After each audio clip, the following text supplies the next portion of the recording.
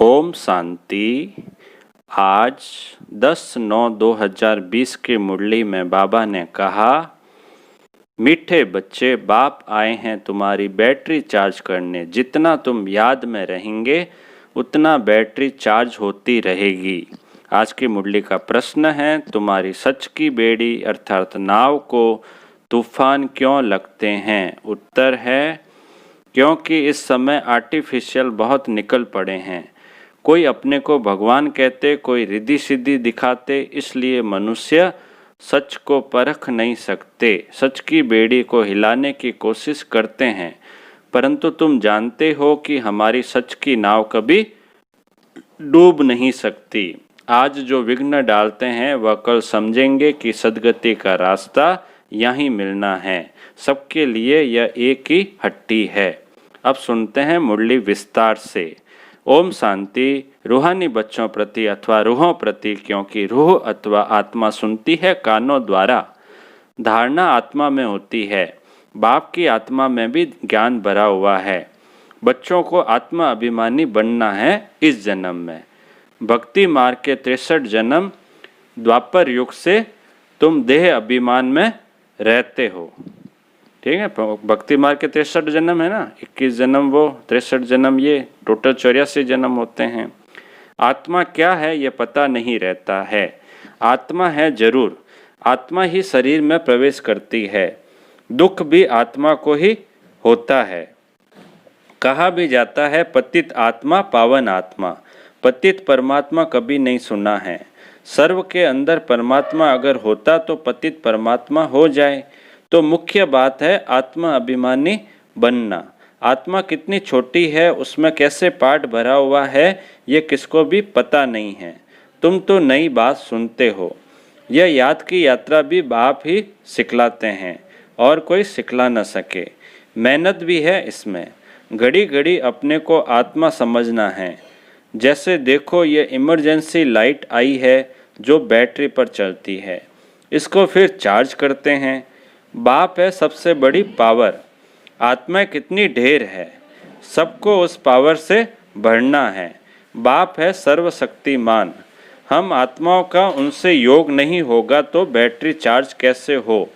सारा कल्प लगता है डिस्चार्ज होने में। अभी फिर बैटरी को चार्ज करना होता है। बच्चे समझते हैं हमारी बैटरी डिस्चार्ज हो गई है, अब फिर चार्ज करनी है। कैसे? बाबा कहते हैं मेरे से योग लगाओ। यह तो बहुत सहज समझने की बात है। बाप कहते हैं मेरे साथ बुद्धि योग लगाओ तो तुम्हारी आत्मा में पावर भरकर सतो प्रदान बन जाएगी। पढ़ाई तो है ही कमाई, याद से तुम पावन बनते हो। बाबा को याद करेंगे तो क्या बनेंगे? पावन बनेंगे। आयु बड़ी होती है, बैटरी चार्ज होती है। हर एक को देखना है कितना बाप को याद करते हैं। बाप को भूल जाने से ही बैटरी डिस्चार्ज होती है। ठीक है ना, बाप को भूलते हैं तो बैटरी डिस्चार्ज हो जाती है। कोई का भी सच्चा कनेक्शन नहीं है। सच्चा कनेक्शन है ही तुम बच्चों का। बाप को याद करने बिगर ज्योत जगेगी कैसे? ज्ञान भी सिर्फ एक बाप ही देते हैं। तुम जानते हो, ज्ञान है दिन, भक्ति है रात, फिर रात से होता है वैराग्य, फिर दिन शुरू होता है। बाप कहते हैं रात को भूलो, अब दिन को याद करो। स्वर्ग है दिन, नरक है रात। तुम बच्चे अब चैतन्य में हो। यह शरीर तो विनाशी है, मिट्टी का बनता है, मिट्टी में मिल जाता है।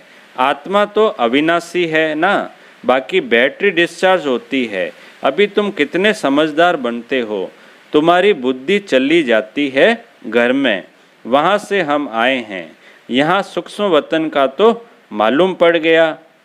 वहाँ 4 भुजाएं विष्णु की दिखाते हैं, यहाँ तो 4 भुजा होती नहीं। कहाँ की बात कर रहे हैं? अभी की। अभी तो कोई 4 भुजा होती है क्या किसी इंसान के? नहीं होती है। यह किसको भी बुद्धि में नहीं होगा कि ब्रह्मा सरस्वती फिर लक्ष्मी नारायण बनते हैं। इसलिए विष्णु को 4 भुजा दी है, 2 भुजाएं लक्ष्मी की, 2 भुजाएं नारायण की। सिवाय बाप के कोई समझा न सके। आत्मा में ही संस्कार बढ़ते हैं। आत्मा ही तमो प्रदान से फिर सतो प्रदान बनती है। आत्मा ही बाप को पुकारती है, ओ बाबा हम डिस्चार्ज हो गए हैं, अब आप आओ, हमको चार्ज होना है। डिस्चार्ज हो गए हो ना अभी कलयुग में सब, तो अब बाबा फिर आए हैं हम सबको चार्ज करने। अब बाप कहते हैं जितना याद करेंगे उतना ताकत आएगी। बाप से बहुत लव होना चाहिए। बाबा हम आपके हैं, आपके साथ ही घर जाने वाले हैं। जैसे पियर घर से ससुर घर वाले ले जाते हैं ना, यहाँ तुमको दो बाप मिले हैं, श्रृंगार कराने वाले। श्रृंगार भी अच्छा चाहिए, अर्थात सर्वगुण संपन्न बनना है। अपने से पूछना है मेरे में कोई अवगुण तो नहीं है। मनसा में भल तूफान आते हैं, कर्मणा से तो कुछ नहीं करता हूँ, किसको दुख तो नहीं देता हूँ। बाप है दुख हरता सुख करता, हम भी सबको सुख का रास्ता बताते हैं। बाबा बहुत युक्तियाँ बतलाते रहते हैं। तुम तो हो सेना, तुम्हारा नाम ही है प्रजापिता ब्रह्मा कुमार कुमारियाँ। कोई भी अंदर आए पहले पहले तो ये पूछो कि कहाँ से आए हो, किसके पास आए हो। कहेंगे हम बीके के पास आए हैं। अच्छा ब्रह्मा कौन है? प्रजापिता ब्रह्मा का नाम कभी सुना है? हाँ, प्रजापिता के तो तुम ही बच्चे हो। प्रजा तो सब हो गए ना, ठीक है ना, प्रजापिता के बच्चे हैं तो सब प्रजा हो गए। तुम्हारा बाप है, तुम सिर्फ जानते नहीं हो। ब्रह्मा भी जरूर किसी का बच्चा होगा ना, ब्रह्मा भी किसी का तो बच्चा था। उनके बाप का कोई शरीर तो देखने में नहीं आता है। ब्रह्मा विष्णु शंकर इन तीनों के ऊपर है शिव बाबा। त्रिमूर्ति के चित्र में देखा है ना, शिव बाबा ऊपर है, नीचे ब्रह्मा विष्णु शंकर है। त्रिमूर्ति शिव कहा जाता है, तीनों का रचयिता। ऊपर में एक शिव बाबा, फिर है तीन, जैसे सिजरा होता है ना। ब्रह्मा का बाप जरूर भगवान ही होगा, वह है आत्माओं का पिता। कौन है आत्माओं का पिता? हम सब, शिव बाबा सभी आत्माओं का पिता है। अच्छा फिर ब्रह्मा कहाँ से आया? बाप कहते हैं मैं इनमें प्रवेश कर इनका नाम रखता हूँ ब्रह्मा। तुम बच्चों के नाम रखे तो इनका भी नाम रखा ब्रह्मा। कहते हैं ये मेरा दिव्य अलौकिक जन्म है। तुम बच्चों को तो एडॉप्ट करता हूँ, बाकी इनमें प्रवेश करता हूँ, फिर तुमको सुनाता हूँ। किन में प्रवेश करते हैं बाबा? ब्रह्मा बाबा में। इसलिए यह हो गए बाप दादा। शिव बाबा को बाप और ब्रह्मा बाबा को दादा। जिनमें प्रवेश किया उनकी आत्मा तो है ना, उनके बाजू में आकर बैठता हूँ। ब्रह्मा बाबा की आत्मा तो होती है ना, उसके आत्मा भी रहेगी, और शिव बाबा की आत्मा उनकी आत्मा के बाजू में बैठती है। दो आत्माओं का पाठ तो यहाँ बहुत चलता है। आत्मा को बुलाते हैं तो आत्मा कहाँ आकर बैठेगी? जरूर ब्राह्मण के बाजू में आकर बैठेगी। यह भी दो आत्माएं हैं, बाप और दादा। इनके लिए बाप कहते हैं अपने जन्मों को नहीं जानते हो। तुमको भी कहते हैं तुम अपने जन्मों को नहीं जानते थे। अब स्मृति आई है, कल्प कल्प 84 का चक्र लगाया है, फिर वापिस जाते हैं। यह है संगम युग। अब ट्रांसफर होते हैं। योग से तुम सतो प्रधान बन जाएंगे। योग से बनेंगे ना सतो प्रधान, बैटरी चार्ज हो जाएगी, फिर सतयुग में आ जाएंगे। बुद्धि में सारा चक्र फिरता रहता है, डिटेल में तो नहीं जा सकते। जाड़ की भी आयु होती है, फिर सूख जाता है। यहाँ भी सब मनुष्य जैसे सूख गए हैं। अभी ऐसा ही है ना, अंतिम समय चल रहा है। ये सब एक दो को दुख देते रहते हैं। दुख कितना बढ़ रहा है दुनिया में दिनों दिन। अभी सबका शरीर खल्लास हो जाएगा, बाकी आत्माएं चली जाएगी। यह ज्ञान बाप के सिवाय कोई दे न सके। बाप ही विश्व की बादशाही देते हैं। उनको कितना याद करना चाहिए। याद में न रहने से माया का थप्पड़ लग जाता है। थप्पड़ लगता है ना माया का, एक थप्पड़ चमाट मारती है माया। सबसे कड़ा थप्पड़ है विकार का। इसमें भी कड़े से कड़ा थप्पड़ कहाँ है? विकार का। युद्ध के मैदान में तुम ब्राह्मण ही हो ना, तो तुमको ही तूफान आएंगे। परंतु कोई विकर्म नहीं करना है। विकर्म किया तो हार खाई। बाबा से पूछते हैं ये करना पड़ता है। बच्चे तंग करते हैं तो गुस्सा आ जाता है। बच्चों को अच्छी रीति संभालेंगे नहीं तो खराब हो जाएंगे। बच्चों को अच्छी रीति संभालेंगे नहीं तो खराब हो जाएंगे। कोशिश करके थप्पड़ नहीं लगाओ। कृष्ण के लिए भी दिखाते हैं ना, ओखली से बांधा। बाबा कहते हैं किसी को थप्पड़ नहीं लगाना है, कोशिश करके थप्पड़ नहीं लगाना है, अच्छी रीति संभालना है। कृष्ण के लिए भी दिखाते हैं ना, ओखली से बांधा। रस्सी से बांधो, खाना न दो, रो रो कर आखिर कहेंगे अच्छा अब नहीं करेंगे। बच्चा है फिर भी करेगा, शिक्षा देनी है। बाबा भी बच्चों को शिक्षा देते हैं, बच्चे कभी विकार में मत जाना, कुल कलंकित नहीं बनना। लौकिक में भी कोई कपूत बच्चा होता है तो माँ बाप कहते हैं ना, ये क्या काला मुंह करते हो, कुल को कलंक लगाते हो। हार जीत जीत हार होते होते आखिर जीत हो जाएगी। सच की बेड़ी अर्थात नाव है। तूफान बहुत आएंगे क्योंकि आर्टिफिशियल बहुत निकल पड़े हैं। कोई अपने को भगवान कहते, कोई क्या कहते हैं। रिद्धि सिद्धि भी बहुत दिखाते हैं, साक्षात्कार भी कराते हैं। बाप आते ही हैं सर्व की सद्गति करने। फिर न तो यह जंगल रहेगा न जंगल में रहने वाले रहेंगे। अभी तुम हो संगम युग पर, जानते हो कि यह पुरानी दुनिया कब्रिस्तान हुई पड़ी है। जानते हो अभी क्या हालत है दुनिया की, कब्रिस्तान जैसी हो गई ना, बिल्कुल अंतिम समय है ये दुनिया का। तो अभी तुम हो संगम युग पर, जानते हो कि यह पुरानी दुनिया कब्रिस्तान हुई पड़ी है। कोई मरने वाले से दिल थोड़े ही लगाते हैं। यह दुनिया तो गई की गई, विनाश हुआ की हुआ। बाप आते ही तब है जब नई दुनिया पुरानी होती है। बाप को अच्छी रीति याद करेंगे तो बैटरी चार्ज होगी।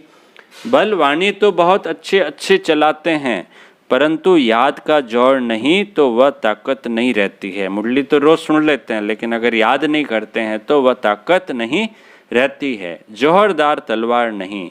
बाप कहते हैं यह कोई नई बात नहीं है, 5000 वर्ष पहले भी आए थे। बाप पूछते हैं आगे कब मिले हो, तो कहते हैं कल्प पहले मिले थे। कोई फिर कह देते ड्रामा आपे पुरुषार्थ कराएगा। कोई फिर कह देते ड्रामा आपे पुरुषार्थ कराएगा। अच्छा, अब ड्रामा पुरुषार्थ करा रहा है ना, तो करो। एक जगह बैठ तो नहीं जाना है। जिन्होंने कल्प पहले पुरुषार्थ किया है वह करेंगे। अभी तक जो आए नहीं हैं वह आने हैं। जो चलते चलते भाग गए शादी आदि जाकर की, उनका भी ड्रामा में पार्ट होगा तो आकर फिर पुरुषार्थ करेंगे। जाएंगे कहाँ?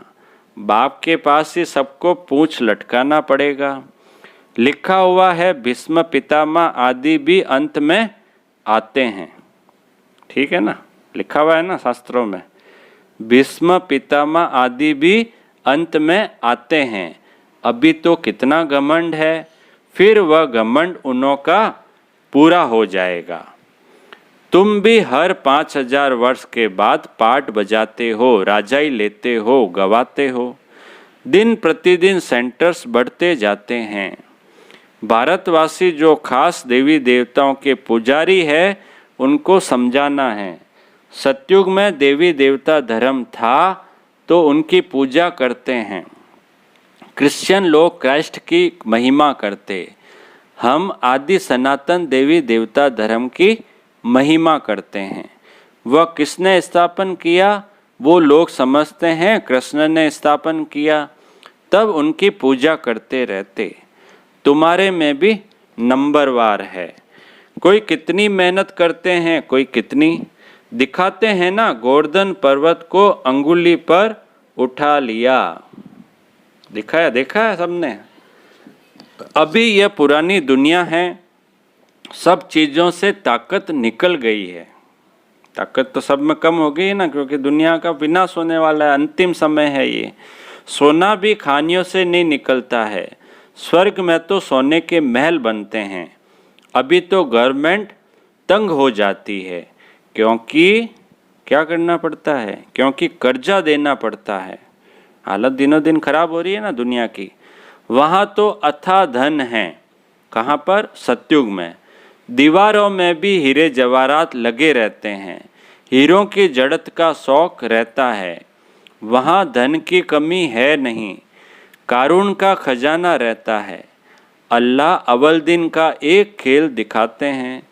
ठग्गा करने से पहले महल निकल आते हैं। ठग्गा करने से महल निकल आते हैं। यहाँ भी दिव्य दृष्टि मिलने से स्वर्ग में चले जाते हैं।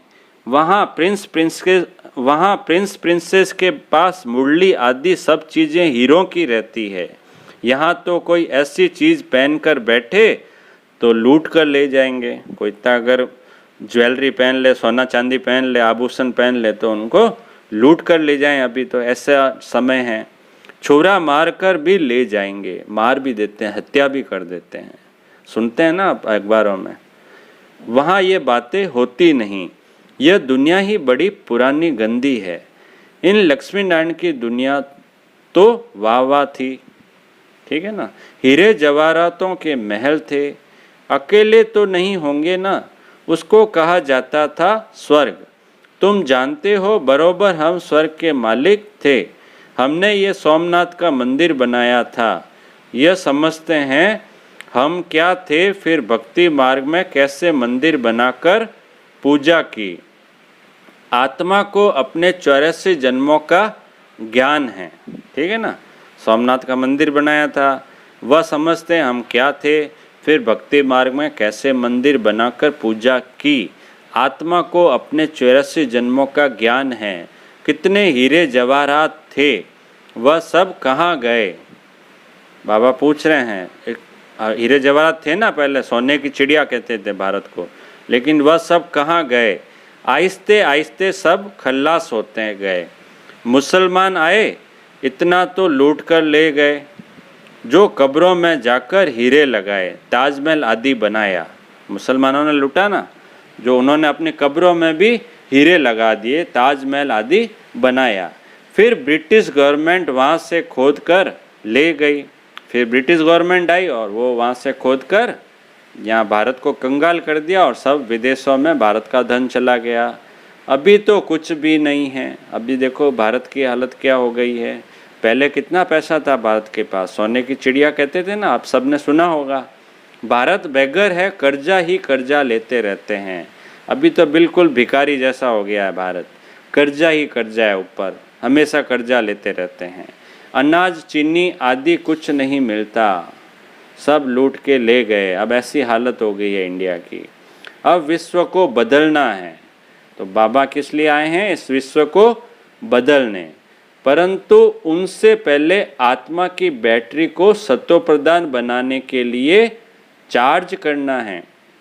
अगर विश्व को बदलना है तो आत्मा को चार्ज करना है। वो कैसे होगा? बाबा की याद से। बाप को याद जरूर करना है। बुद्धि का योग बाप के साथ हो, उनसे ही तो वर्षा मिलता है।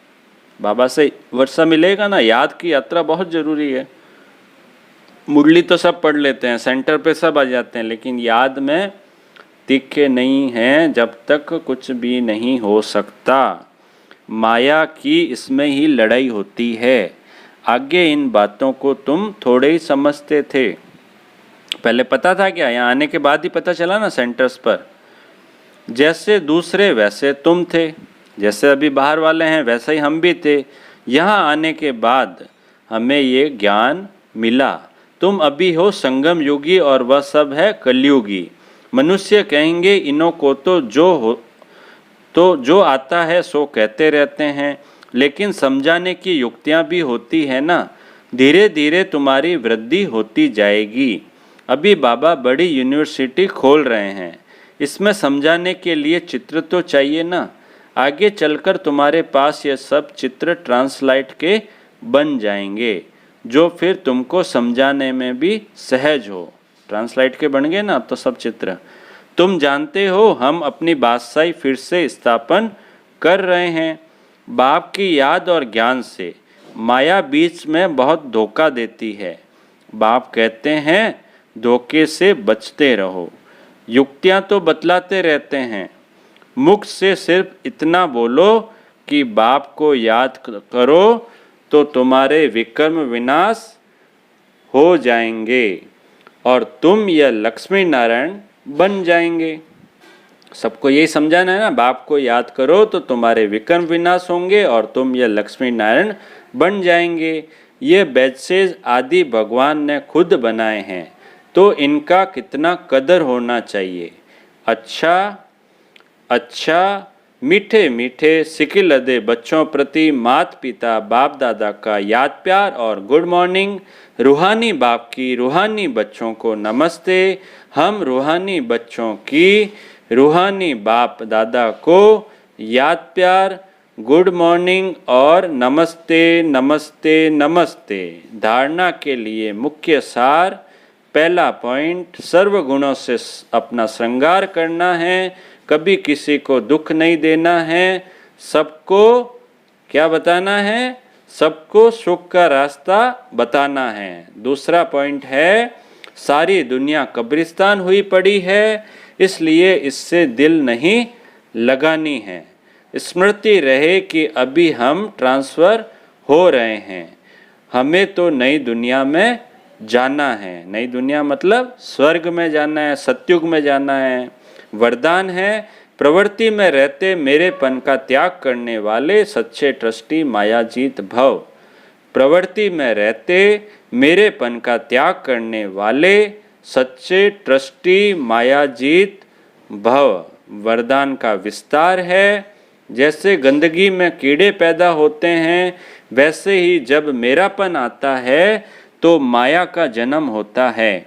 मायाजीत बनने का सहज तरीका है, स्वयं को सदा ट्रस्टी समझो। ब्रह्म कुमार माना ट्रस्टी। ट्रस्टी की किसी में भी अटैचमेंट नहीं होती, क्योंकि उसमें मेरापन नहीं होता। गृहस्थी समझेंगे तो माया आएगी और ट्रस्टी समझेंगे तो माया भाग जाएगी। इसलिए न्यारे होकर फिर प्रवृत्ति के कार्य में आओ तो माया प्रूफ रहेंगे। आज का स्लोगन है, जहाँ अभिमान होता है वहाँ अपमान की फीलिंग जरूर आती है। जहाँ अभिमान होता है वहाँ अपमान की फीलिंग जरूर आती है। अच्छा, ओम शांति।